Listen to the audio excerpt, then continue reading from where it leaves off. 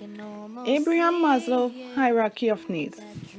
This is a theory of human motivation. The crux of the theory is that individuals' most basic needs must be met before they become motivated to achieve higher levels needs.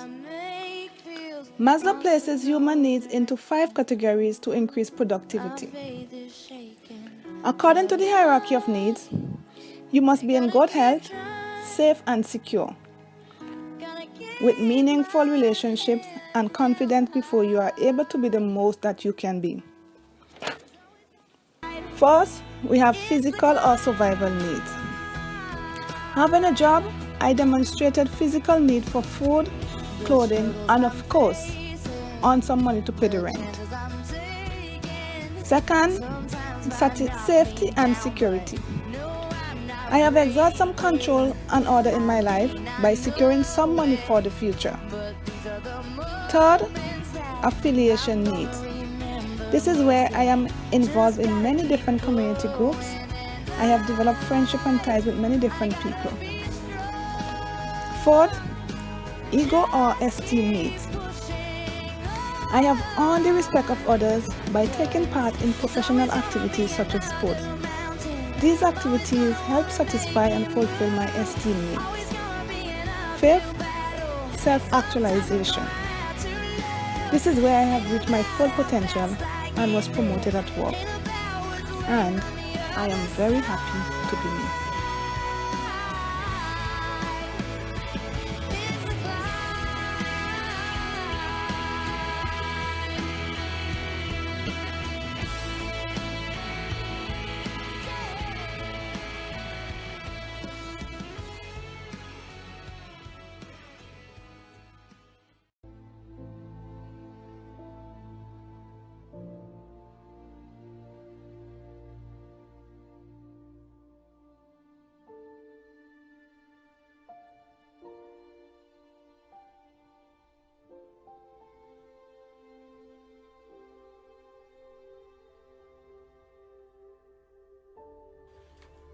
Every time I come into this place, trust me, just feel uncomfortable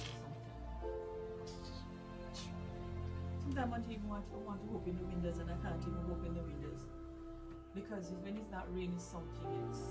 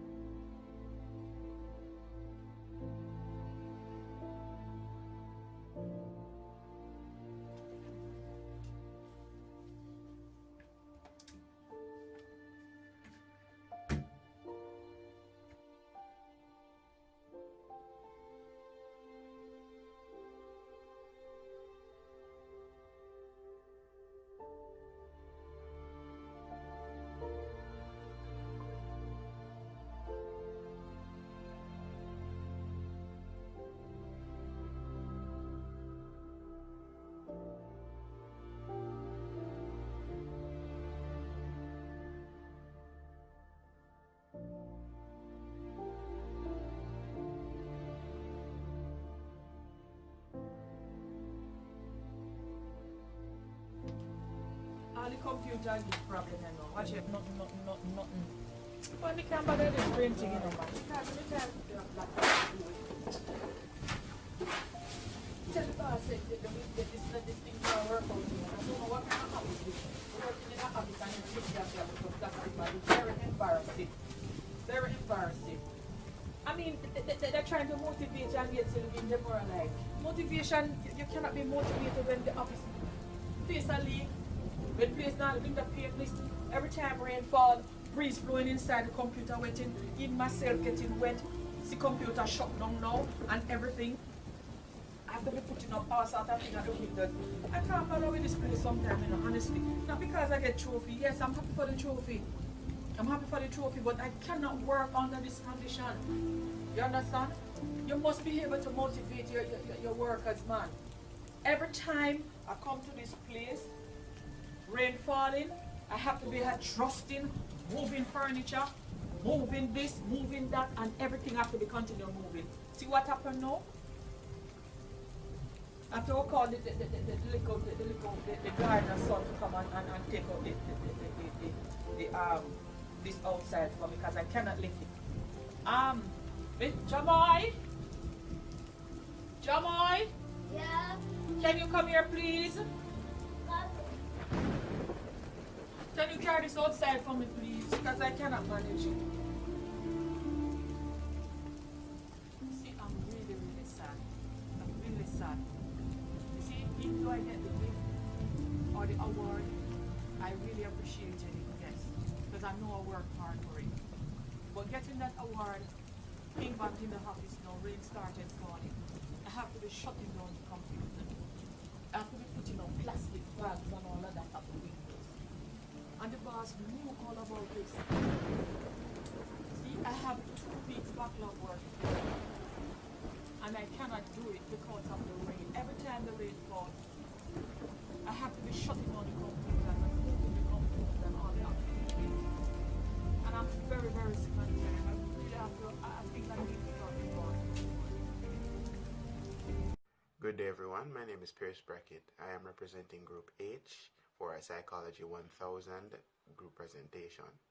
At this group presentation we're required to outline 3 psychological theories of motivation. The theory I chose to outline is Sigmund Freud's psychosexual theory, which he proposed in 1905. Now, Mr. Freud's theory in 1905, he proposed that person's behavior is driven by instinct rather than being learned or imposed by external forces. What he means by instinct, according to our notes in Unit 3, page 17, an instinct is an innate force which predisposes a person towards a particular behavior. Now, 2 particular instincts he believes that would really drive our behavior would be sexuality and aggression, right? Now, in his theory, he identifies 5 stages of psychosexual growth. The 5 stages include the oral, the anal, the phallic, the latent, and the genital. Now, I believe the three first stages of psychosexual growth are those that are most applicable to be incorporated in a Caribbean context. When he refers to the oral stage as the first stage of development, here he believed that babies would gain a lot of satisfaction orally. What he means by that is that they derive a lot of pleasure from doing oral things like suckling or nibbling. And he believes that in a baby becoming fixated on behaviors like that, it will develop into other behaviors going forward. For example, drinking and smoking, where an example of this, where I believe it can be incorporated, is a study conducted by the World Health Organization in 2006, where it was indicated that about 31% of males used tobacco, while about 24.6% of females used tobacco, right? The second stage, which would be the anal stage, this is where he believes that the child's main focus or pleasure, so to speak, would be coming from defecation, right, the excretion. He believes that how he links defecation to psychosexual growth is that he believes that the easier one would be to potty train. It would determine the type of behavior that the child would grow up and start to adapt or assimilate.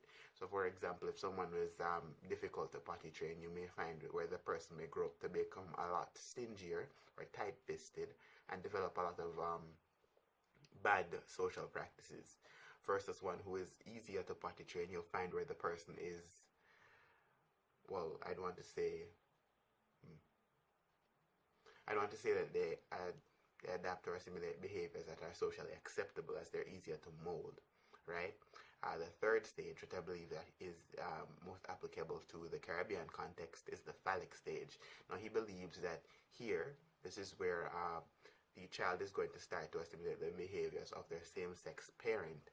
So the boys are going to grow up and observe their fathers, and they're going to adapt to their behaviors, while the women are going to grow up and observe their mothers.